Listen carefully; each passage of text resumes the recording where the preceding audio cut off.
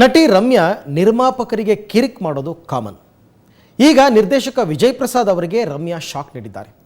ವಿಜಯ್ ಪ್ರಸಾದ್ ನಿರ್ದೇಶಿಸ್ತಾ ಇರತಕ್ಕಂಥ ನೀರ್ ದೋಸೆ ಚಿತ್ರಕ್ಕೆ ರಮ್ಯಾ ಲೀಡ್ ಹೀರೋಯಿನ್ ಆಗಿ ಆಯ್ಕೆಯಾಗಿದ್ದರು. ಅದಕ್ಕೋಸ್ಕರ ಅಡ್ವಾನ್ಸ್ ಕೂಡ ಪಡೆದಿದ್ರಂತೆ. ಆದರೆ ಈಗ ಏಕಾಏಕಿ ಚಿತ್ರದಿಂದ ಹೊರ ನಡೆದಿದ್ದಾರೆ. ಹಾಗಂತ ಅವರೇ ಟ್ವೀಟ್ ಮಾಡಿದ್ದಾರೆ. ಚಿತ್ರದ ಸ್ಕ್ರಿಪ್ಟ್ ಕೇಳಿದಾಗ ಚೆನ್ನಾಗಿತ್ತು, ಆದರೆ ನಾನು ಅದಕ್ಕೆ ನ್ಯಾಯ ಒದಗಿಸ್ತೀನಿ ಅಂತ ಅನಿಸ್ಲಿಲ್ಲ ಅಂತ ರಮ್ಯಾ ಟ್ವೀಟ್ ಮಾಡಿದ್ದಾರೆ. ಚಿತ್ರದಿಂದ ರಮ್ಯಾ ಹೊರ ನಡೆದಿದ್ದನ್ನು ನಿರ್ದೇಶಕ ವಿಜಯ್ ಪ್ರಸಾದ್ ಖಚಿತಪಡಿಸಿದ್ದಾರೆ. ಆದರೆ ಈ ಹಂತದಲ್ಲಿ ರಮ್ಯಾ ಹೊರ ನಡೆದಿದ್ದು ನೋವುಂಟು ಮಾಡಿದೆ ಅಂತ ಪ್ರಸಾದ್ ಹೇಳಿದ್ದಾರೆ. ಚಿತ್ರಕ್ಕೆ ರಮ್ಯಾ 28 ಲಕ್ಷ ರೂಪಾಯಿ ಸಂಭಾವನೆ ಮಾತುಕತೆ ನಡೆಸಿದ್ರಂತೆ. ಅದರಲ್ಲಿ ಈಗಾಗಲೇ 15 ಲಕ್ಷ ಅಡ್ವಾನ್ಸ್ ಕೂಡ ಪಡೆದಿದ್ದರಂತೆ. ಚಿತ್ರದ ನಿರ್ಮಾಪಕ ಸುಧೀರ್ ರಮ್ಯಾ ನಡವಳಿಕೆ ಬಗ್ಗೆ ಅಸಮಾಧಾನ ವ್ಯಕ್ತಪಡಿಸಿದ್ದಾರೆ. ಜೊತೆಗೆ ರಮ್ಯಾ ಇಲ್ಲದೆಯೂ ನಿರ್ದೋಷಿಯನ್ನು ಮುಂದುವರಿಸೋದಕ್ಕೆ ಅವರು ನಿರ್ಧರಿಸಿದ್ದಾರೆ. ಸೊ ಈ ಬಗ್ಗೆ ಮಾತನಾಡೋದಕ್ಕೆ ಸ್ವತಃ ನೀರ್ದೋಸೆ ಚಿತ್ರದ ನಿರ್ದೇಶಕ ವಿಜಯ್ ಪ್ರಸಾದ್ ನಮ್ಮ ಜೊತೆ ದೂರವಾಣಿ ಸಂಪರ್ಕದಲ್ಲಿದ್ದಾರೆ. ವಿಜಯ್ ಪ್ರಸಾದ್, ಚಿತ್ರ ಇವಾಗ ಯಾವ ಹಂತದಲ್ಲಿದೆ? ಸರ್, ಇದು ಮುಂದಿನ ತಿಂಗಳು ಫೆಬ್ರವರಿ 18ರಿಂದ ಚಿತ್ರೀಕರಣಕ್ಕೆ ನಾವು ಹೊರಡ್ತಾ ಇದ್ದೀವಿ. ಓಕೆ. ಅದೇ ಈಗ ನಿಮ್ಗೆಲ್ರಿಗೂ ತಿಳಿದಿರೋ ಹಾಗೆ ರಮ್ಯಾ ಅವರು ನೀರ್ದೋಸೆಯಿಂದ ಹೊರಗೆ ಬಂದಿದ್ದಾರೆ. ಆದ್ರೆ ಇದಕ್ಕೆ ಮುಖ್ಯ ಕಾರಣ ಅಷ್ಟೇ, ಅವ್ರಿಗೆ ಪಾತ್ರ ಇಷ್ಟ ಆಗಿದೆ, ಮತ್ತೆ ಕತೆ ಇಷ್ಟ ಆಗಿದೆ, ಎಲ್ಲವೂ ಇಷ್ಟ ಆಗಿದೆ. ಆದ್ರೆ ಆ ಪಾತ್ರಕ್ಕೆ ತಾನು ನ್ಯಾಯ ಒದಗಿಸಕ್ ಆಗೋದಿಲ್ಲ ಅಂತ ಹೇಳಿ ಚಿತ್ರದಿಂದ ಹೊರಗೆ ಹೋಗಿದ್ದಾರೆ. ಆಮೇಲೆ ಇಲ್ಲಿ ಒಂದು ಕ್ಲಿಯರ್ ಮಾಡೋದಕ್ಕೆ ಇಷ್ಟಪಡ್ತೇನೆ. ಇಲ್ಲಿ ಹಣದ ವಿಚಾರವಾಗಿ ಅಥವಾ ಬೇರೆ ವಿಚಾರವಾಗಿ ನಿರ್ಮಾಪಕರಿಗೂ ಮತ್ತು ರಮ್ಯಾ ಅವ್ರಿಗೂ ಯಾವುದೇ ಕಿರಿಕ್ ಆಗಿಲ್ಲ. ಯಾವುದೇ ಏನು ಆ ತರದ್ದು ಯಾವ್ದು ನಡೆದಿಲ್ಲ. ಸೊ ಅವ್ರು ಏನು ಅಡ್ವಾನ್ಸ್ ತಗೊಂಡಿದ್ದಾರೆ ಅದ್ರ ಅಡ್ವಾನ್ಸ್ ವಾಪಸ್ ಕೊಡ್ತಾ ಇದಾರೆ. ಮತ್ತೆ ನಾವು ಬೌಂಡ್ ಒಂದು ಸ್ಕ್ರಿಪ್ಟ್ ಕೊಟ್ಟಿದ್ವಿ, ಸೊ ಆ ಸ್ಕ್ರಿಪ್ಟ್ ವಾಪಸ್ ಕೊಡ್ತಾ ಇದಾರೆ. ಸೊ ಈ ಆ ತರದ್ದು ನಿರ್ಮಾಪಕರಿಗೂ ಅವ್ರಿಗೂ ಮತ್ತೆ ನನಗೂ ಆ ತರದ್ದು ಯಾವ್ದೇನು ಕಿರಿಕೇನಿಲ್ಲ. ಬಟ್ ಅವ್ರಿಗೆ ಪಾತ್ರಕ್ಕೆ ನ್ಯಾಯ ಒದಗಿಸಕ್ ಆಗ್ತಿಲ್ಲ ಅಂತ ಹೇಳಿ ಅವ್ರಿಗೆ ಹೋಗಿದ್ದಾರೆ.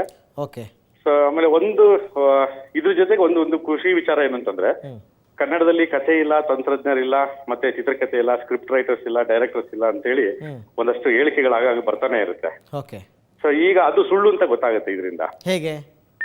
ನಾವು ಜನವರಿ 26ನೇ ತಾರೀಕು ನಾವು ಇಡೀ ನೀರ್ದೋಸೆ ಸ್ಕ್ರಿಪ್ಟ್ ನ ಸುಮಾರು 35ರಿಂದ 40 ಜನಕ್ಕೆ ರೀಡಿಂಗ್ ಕೊಟ್ಟಿದ್ದೀವಿ ಮಲ್ಲೇಶ್ವರ ಮಿರ್ಜಾಯಿಸ್ ಆಡಿಟೋರಿಯಂ ಅಲ್ಲಿ. ಸೊ ಅದರಲ್ಲಿ ಜಗ್ಗೇಶ್ ಅವರು, ದತ್ತಣ್ಣ ಅವರು, ಮತ್ತೆ ನಮ್ಮ ಕನ್ನಡದ ಚಿತ್ರನಟಿ ಭಾವನಾ ಅವರು ಬಂದಿದ್ರು. ಮತ್ತೆ ಟೆಕ್ನಿಷಿಯನ್ಸ್ಗಳು, ಪ್ರೊಡ್ಯೂಸರ್ಸ್, ಮತ್ತೆ ಚಿತ್ರದಿಂದ ಹೊರಗಿರೋರು ಅಂದ್ರೆ ಈಗ ಸಾಫ್ಟ್ವೇರ್ ಕಂಪ್ನಿಯವರು, ಚಾರ್ಟರ್ಡ್ ಅಕೌಂಟೆಂಟ್, ಸೊ ಈ ತರ ಕೆಲಸ ಮಾಡೋದು ಎಲ್ಲರೂ ಕರೆಸಿ ನಾವು ಅಭಿಪ್ರಾಯ ತಗೊಂಡ್ವಿ. ಸೊ ಎಲ್ಲರೂ ಕೂಡ ತುಂಬ ಹೃದಯದಿಂದ ಬೇರೆ ಮಗ್ಗಲಿನ ವಿಜಯ್, ಇವಾಗ ವಿಷಯಾಂತರ ಆಗ್ತಕ್ಕಂಥದ್ದು ಬೇಡ, ನಾವು ಮಾತನಾಡ್ತಾ ಇರ್ತಕ್ಕಂಥದ್ದು ರಮ್ಯಾ ಅವರು ಚಿತ್ರದಿಂದ ಹೊರ ನಡೆದಿದ್ರ ಬಗ್ಗೆ. ಅಂದ್ರೆ ಈಗ ಚಿತ್ರೀಕರಣ ಇನ್ನೂ ಆರಂಭ ಆಗಿಲ್ಲ, ಆದ್ರೂ ಈಗ ನಿರ್ಮಾಪಕ ಸುಧಿ ಅವ್ರು ಹೇಳ್ತಾರೆ ಈ ಸಂದರ್ಭದಲ್ಲಿ ರಮ್ಯಾ ಅವರು ಹೊರಗಡೆ ಹೋಗಬಾರ್ದಾಗಿತ್ತು ಅಂತ. ಇನ್ನು ನಿರ್ಮಾಣ ಹಂತದಲ್ಲಿದೆ, ಅಂದ್ರೆ ಇನ್ನು ಚಿತ್ರೀಕರಣ ಆರಂಭ ಆಗಿಲ್ಲ. ಸೊ ಈಗ ಅವರು ಡಿಸಿಷನ್ ತಗೊಳ್ಳೋದಕ್ಕೆ ಫ್ರೀ ಅಲ್ವಾ? ಅಂದ್ರೆ ಅಂತಂದ್ರೆ ಈ ಸಂದರ್ಭದಲ್ಲಿ ಹೊರ ಹೋಗೋದು ಯಾರಿಗೇ ಆಗ್ಲಿ ಅದು ಸ್ವಲ್ಪ ಬೇಜಾರಾಗಿ ಆಗುತ್ತೆ. ನಮಗೂ ಮನಸ್ಸಿಗೆ ಬೇಜಾರಾಗಿದೆ. ಬಟ್ ಈಗ ಆ ತೊಂದರೆ ನಿವಾರಿಸ್ಕೊಂಡು ನಾವು ಮುಂದಕ್ಕೆ ಹೆಜ್ಜೆ ಇಡ್ಲೇಬೇಕು. ಈಗ ಅವ್ರು ಕೊಟ್ಟಿರ್ತಕ್ಕಂಥ ರೀಸನ್ ವಿಜಯ್ ಪ್ರಸಾದ್, ನಾನು ಈ ಪಾತ್ರಕ್ಕೆ ನ್ಯಾಯ ಒದಗಿಸಕ್ ಆಗಲ್ಲ ಅಂತ ಹೇಳಿದ್ದಾರೆ. ರಮ್ಯಾ ಅವರೇ ನಿನ್ನೆ ಮೊನ್ನೆ ಬಂದಂತಹ ನಟಿ ಅಲ್ಲ, ಅವರು 10 ವರ್ಷದಿಂದ ಚಿತ್ರರಂಗದಲ್ಲಿದ್ದಾರೆ, ವೈವಿಧ್ಯಮಯ ಪಾತ್ರಗಳನ್ನ ಮಾಡಿದ್ದಾರೆ. ಅಂಥವ್ರಿಗೆ ಒಂದು ಹೀರೋಯಿನ್ ಕ್ಯಾರೆಕ್ಟರ್ಗೆ ನ್ಯಾಯ ಒದಗಿಸಕ್ ಆಗಲ್ಲ ಅಂತಂದ್ರೆ ಅನುಮಾನ ಮೂಡಲ್ವಾ? ಸರ್, ಇದು ನಿಮ್ಮ ಪ್ರಶ್ನೆ ತುಂಬಾ ಚೆನ್ನಾಗಿದೆ, ಆದ್ರೆ ವಿಳಾಸ ತಪ್ಪಿದೆ. ಇದು ಅವ್ರನ್ನೇ ಕೇಳಬೇಕು ನೀವು. ಅಲ್ಲಲ್ಲ, ನಿಮಗೇನ್ ಅನ್ಸುತ್ತೆ? ನಿಮ್ಗೆ ಅನುಮಾನ ಮೂಡಲ್ವಾ? ಸರ್, ನನಗೆ ನಿರ್ದೇಶಕನಾಗಿ ಅವರ ಮೇಲೆ ನಾನು ತುಂಬಾ ಭರವಸೆ ಇಟ್ಟಿದ್ದೆ. ಆಮೇಲೆ ಈಗಲೂ ಕೂಡ ಭರವಸೆ ಇದೆ, ಆ ಪಾತ್ರನ ಅವ್ರು ಮಾಡಬಹುದು ಅಂತ. ನಾನು ತುಂಬಾ ನೆನ್ನೆ ಎಲ್ಲ ಕೂತು ಅವ್ರ ಜೊತೆ ಕನ್ವಿನ್ಸ್ ಮಾಡಿದೆ. ಸೊ ಕೊನೆಗೆ ಆಗದೆ ಇದ್ದಾಗ ಈ ನಿರ್ಧಾರಕ್ಕೆ ಬರಕ. ಅಲ್ಲ, ಏನ್ ಅಂತದೇನಿದೆ ಆ ಕ್ಯಾರೆಕ್ಟರ್ ನಲ್ಲಿ? ಏನ್ ಕ್ಯಾರೆಕ್ಟರ್ ಅದು? ಸೊ ಅದು ಒಂದು ವೇಶ್ಯ ಪಾತ್ರ. ಸೊ ವೇಶ್ಯ ಪಾತ್ರ ಅಂದ ಕೂಡಲೇ ಅಶ್ಲೀಲವಾಗಿ ನಾವೆಲ್ಲೂ ಚಿತ್ರೀಕರಣ ಮಾಡ್ತಿಲ್ಲ ಅಥವಾ ಯಾವುದೇ ದೃಶ್ಯಗಳು ಇಲ್ಲ. ಸೊ ಇಂಥ ಸಮಯದಲ್ಲಿ ಆರೋಪಗಳು ಏನ್ ಬರುತ್ತೆ ಅಂದ್ರೆ ಹೇಳಿದ್ದೊಂದು ಮಾಡೋದೊಂದು ಅಂತ ಆಗುತ್ತೆ.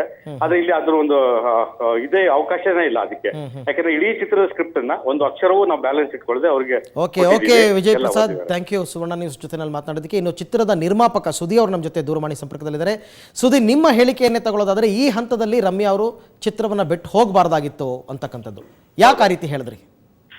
ಯಾಕಾರಿದೆ ಸರ್, ಇವು ಆಕ್ಚುಲಿ ಫಸ್ಟ್ ನಾವು ಡೈರೆಕ್ಟರ್ಗೆ ಹೇಳಿದಾಗ ಜಗ್ಗೇಶ್ ರಮ್ಯಾ ಅಂತ ಹೇಳಿದ್ರು ಕತೆ ಹೇಳ್ಬಿಟ್ಟು, ನಾವು ಡೈರೆಕ್ಟರ್ ಹತ್ರ ಹೋಗಿದ್ರೆ ಸಿದ್ಲಿಂಗು ನೋಡಿ ಒಂದು ಸಿನಿಮಾ ಮಾಡ್ಕೊಡಿ ಅಂತ. ನಮಗೆ ರಮ್ಯಾ ಅವ್ರನ್ನ ಅವ್ರನ್ನ ಹಾಕೊಳ್ಳಿ ಅಂತ ನಾವೇನು ಹೇಳಿಲ್ಲ. ಆಮೇಲೆ ಅವ್ರು ಹೇಳಿದ್ಮೇಲೆ ಜಗ್ಗೇಶ್ ಅವ್ರ ಹತ್ರ ಹೋದ್ವಿ, ಜಗ್ಗೇಶ್ ಅವ್ರು ಓಕೆ ಅಂದ್ರು, ರಮ್ಯಾ ಹತ್ರ ಹೋದ್ವಿ, ಓಕೆ ಅಂದ್ರು, ರೆಮ್ಯುನರೇಷನ್ ಮಾತಾಡಿದ್ವಿ, ಅಡ್ವಾನ್ಸ್ ಕೊಟ್ವಿ. ಆಮೇಲೆ ಮುಹೂರ್ತಕ್ಕೆ ಬಂದಿಲ್ಲ, ಅವಾಗ ಸ್ವಲ್ಪ ಬೇಸರ ಆಯ್ತು ನನ್ಗೆ. ಏನೋ ಬಿಸಿ ಇರ್ಬೋದು ಅನ್ಕೊಂಡ್ವಿ. ಮೊನ್ನೆ ರೀಜಾಯ್ಸ್ ಅಲ್ಲಿ ಸ್ಕ್ರಿಪ್ಟ್ ರೀಡಿಂಗ್ ಇಟ್ಕೊಂಡ್ವಿ ಡೈರೆಕ್ಟ್ರು. ಅವತ್ತು ಬರ್ತೀನಿ ಅಂದ್ರೆ ಅವತ್ತು ಬರ್ಲಿಲ್ಲ. ನಾನು ಅವ್ರ ಮ್ಯಾನೇಜರ್ ಹತ್ರ ಮಾತಾಡ್ದೆ, ಯಾಕೆ ಮೇಡಮ್ ಅವ್ರು ಬರ್ತಾನೆ ಇಲ್ಲ, ಯಾಕೆ ಇಂಟ್ರೆಸ್ಟ್ ಇಲ್ವಾ ಅಂತ ಅವತ್ತೇ ಡೌಟ್ ಬಂದು ಕೇಳಿದೆ. ಇಲ್ಲ ಹಾಗೇನಿಲ್ಲ, ಅವ್ರು ತುಂಬಾ ಇಂಟ್ರೆಸ್ಟ್ ಆಗಿದ್ದಾರೆ ಅಂತ. ತಿರ್ಗಾ ಮೊನ್ನೆ ನೋಡಿದ್ರೆ ಡೈರೆಕ್ಟರ್ ಕರ್ಸಿ ಈ ತರ ನಂಗೆ ಯಾಕೋ ಅಡ್ಜಸ್ಟ್ ಆಗ್ತಾ ಇಲ್ಲ, ನಾನು ಮಾಡಲ್ಲ ಅಂತ ಹೇಳಿದ್ರು. ಓಕೆ, ಇವಾಗ ಚಿತ್ರ ನೀವು ಕಂಟಿನ್ಯೂ ಮಾಡ್ತೀರಾ ಅವ್ರು ಇಲ್ಲದೆ ಆದ್ರೆ ಸುದ್ದಿ ಅಲ್ಲೇ ಹೋದಲ್ಲ? 100ಗೆ 200% ಮಾಡ್ತೀವಿ. ಓಕೆ ಸುದ್ದಿ ಅವರೇ, ಥ್ಯಾಂಕ್ ಯು. ಸುವರ್ಣ ನ್ಯೂಸ್ ಜೊತೆ ನಾನು ಮಾತಾಡೋದಕ್ಕೆ. ಇವರು ಪ್ರೊಡ್ಯೂಸರ್, ಚಿತ್ರದ ಪ್ರೊಡ್ಯೂಸರ್, ನೀರ್ದೋಸೆ ಚಿತ್ರದ ನಿರ್ಮಾಪಕರು. ರಮ್ಯಾ ಇಲ್ಲದೆಯೂ ಕೂಡ ನಾವು ಚಿತ್ರವನ್ನು ಮುಂದುವರಿಸ್ಕೊಂಡು ಹೋಗ್ತೀವಿ, ನಮಗೆ ಭರವಸೆ ನಮ್ಮ ಕಥೆಯ ಮೇಲೆ ಹೊರತು ಹೀರೋಯಿನ್ ಮೇಲಲ್ಲ ಅಂತಕ್ಕಂಥ ಮಾತನ್ನು ಹೇಳಿದ್ದಾರೆ.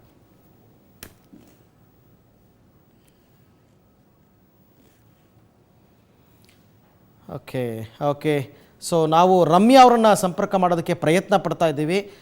ರಮ್ಯಾ ಅವರು ಹೇಳೋ ಪ್ರಕಾರ ಈ ಪಾತ್ರಕ್ಕೆ ನನಗೆ ನ್ಯಾಯ ಸಲ್ಲಿಸೋದಕ್ಕೆ ಆಗಿರಲಿಲ್ಲ, ಹಾಗಾಗಿ ನಾನು ತೆಗೆದುಕೊಂಡಿರ್ತಕ್ಕಂಥ ಇಲ್ಲಿ ಒಂದು ಸ್ಪಷ್ಟ, ಹಣದ ಯಾವುದೇ ಒಂದು ವ್ಯವಹಾರದಲ್ಲಿ ಯಾರ ನಡುವೆ ಅಂದರೆ ನಿರ್ಮಾಪಕರು ಮತ್ತು ರಮ್ಯಾ ನಡುವೆ ಯಾವುದೇ ರೀತಿಯಾದಂತಹ ಭಿನ್ನಾಭಿಪ್ರಾಯಗಳು ಬಂದಿಲ್ಲ. ಕೇವಲ ಆ ಪಾತ್ರಕ್ಕೆ ನ್ಯಾಯ ಒದಗಿಸೋದಕ್ಕೆ ನನಗೆ ಆಗಲ್ಲ ಅಂತಕ್ಕಂಥ ಹೇಳಿಕೆಯನ್ನು ರಮ್ಯಾ ಅವರು ಕೊಟ್ಟಿದ್ದರು. ಹಾಗಾಗಿ ಚಿತ್ರದಿಂದ ನಾನು ಹಿಂದೆ ಸರಿದಿದ್ದೀನಿ ಅಂತ ಸ್ವತಃ ರಮ್ಯಾ ಅವರೇ ಟ್ವೀಟ್ ಮಾಡಿದ್ದಾರೆ.